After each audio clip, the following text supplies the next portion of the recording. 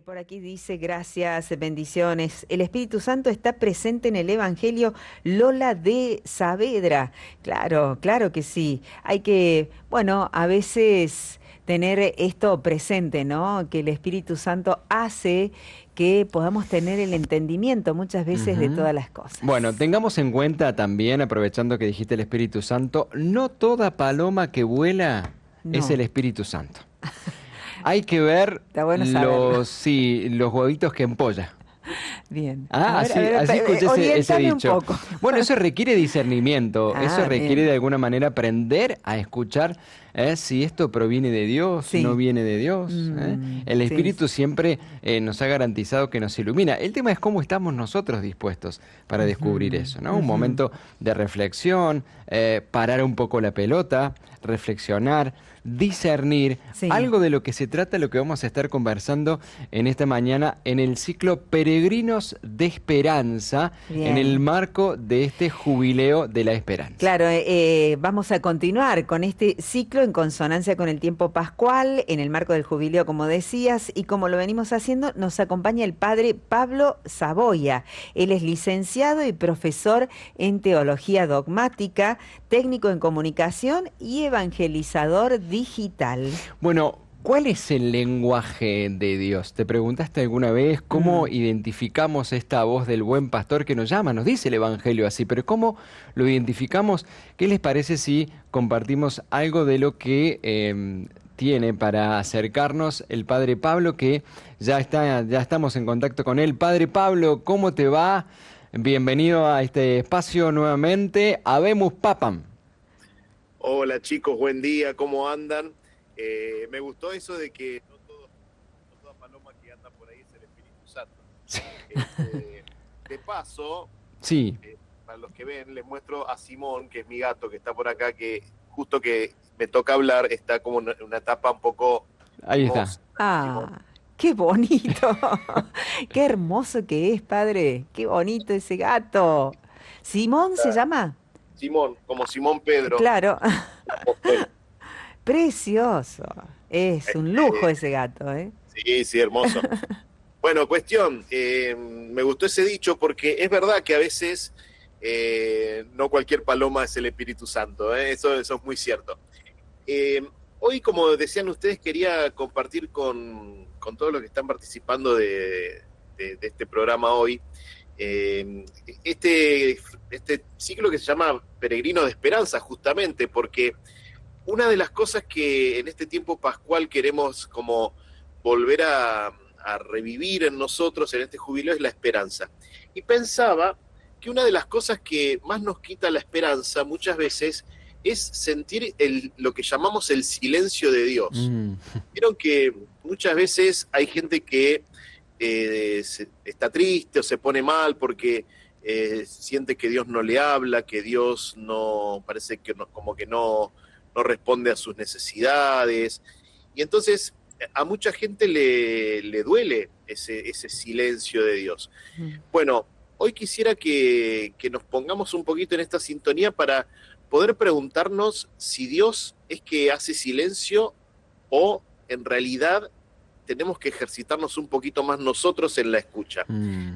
En el Evangelio de ayer, del domingo, que es el cuarto domingo de Pascua, domingo del Buen Pastor, la liturgia nos traía este Evangelio de Juan donde Jesús dice, mis ovejas escuchan mi voz.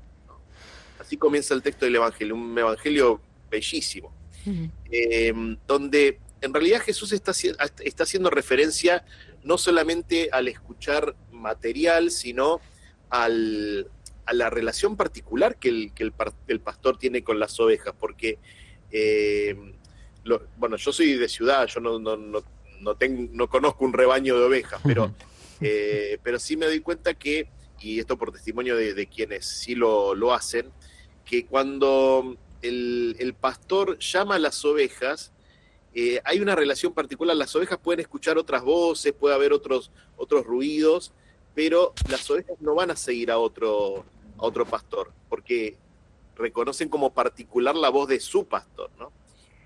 A esa relación personal y única hace referencia Jesús cuando habla de las ovejas que Ujú. escuchamos su voz, somos todos ovejas de Jesús.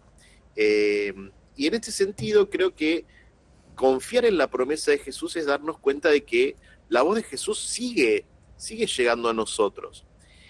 Para mí, el problema es que tenemos que aprender, como decías vos, Cristian, aprender este lenguaje de Dios. Eh, si yo no sé decodificar esa voz que Dios me dirige, es muy difícil que pueda comprenderlo.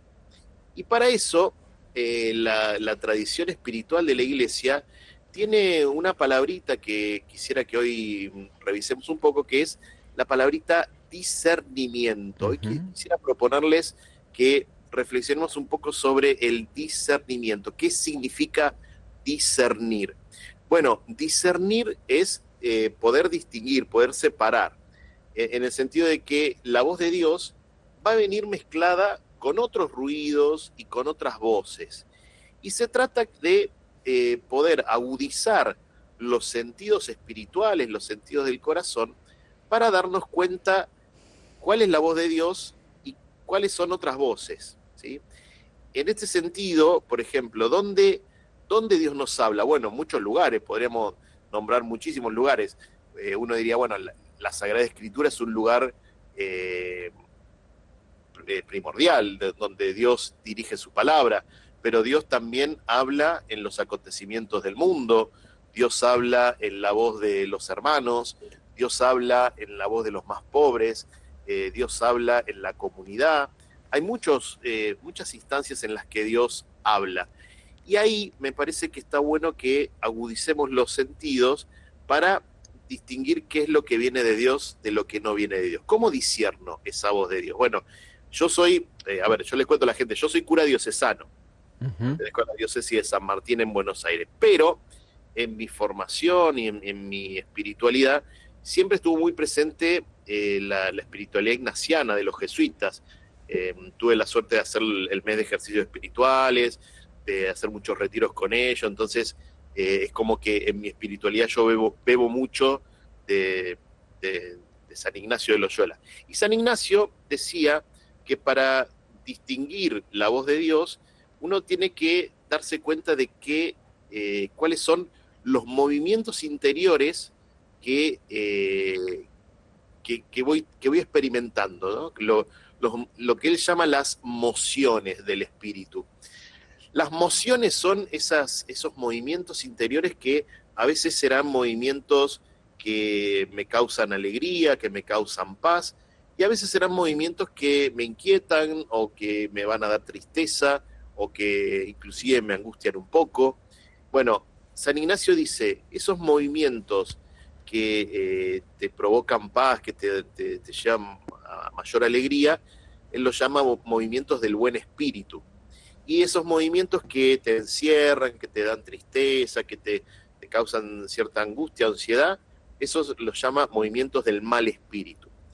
Ahora, él va a decir muchas veces, o sea, la voz de Dios se va a presentar como una voz de paz y de bien, pero no solamente me tengo que quedar con el sentimiento más superficial, es decir, si me siento bien o me siento mal. ¿Por qué? Porque a veces la voz de Dios puede tener un sentimiento superficial que no sea del todo placentero. Por ejemplo, la voz de Dios puede ser que se presente como una voz incómoda para mí. ¿En qué sentido? Pongo un ejemplo. Supónganse que yo estoy muchas horas en mi casa mirando series en las plataformas, ahora que es tan fácil, ¿no? Sí. Que todos tenemos alguna plataforma. Pasas muchas horas mirando series, por ejemplo.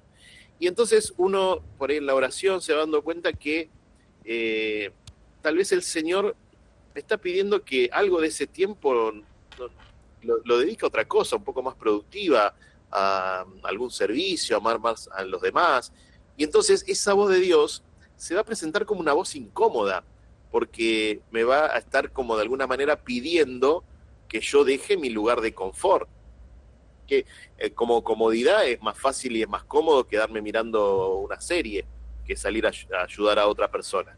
Pero si yo descubro la voz de Dios en mí, el buen espíritu, en ese caso la voz de Dios se va a volver una voz un poco incómoda, porque me va a sacar del lugar donde estoy instalado. Y en ese sentido creo que es importante como reconocer la voz de Dios en nosotros, aunque hoy creo que tenemos muchos obstáculos para poder escuchar esa voz, que ahora en un ratito me quiero referir a eso también. Clarísimo. Bien. Padre, pensaba que a veces uno entonces se puede quedar con que la voz de Dios es todo gozo, todo paz, y es necesario que Él nos pueda hablar y le diga, bueno, de ese lugar de confort, donde estás súper tranquilo, encarale para otro lado. Y no deja de ser la voz de Dios, porque, nos está como corrigiendo, podríamos decir. Eso es lo que uno puede interpretar, ¿no? Nos está reorientando. Claro, exacto. Es que la pregunta fundamental no es solamente qué siento, o sea, es una pregunta importante, qué siento, pero la pregunta más importante, va a decir San Ignacio de Loyola, es ¿a dónde me lleva? Qué ¿A bárbaro. dónde me lleva Sí, sí. una emoción?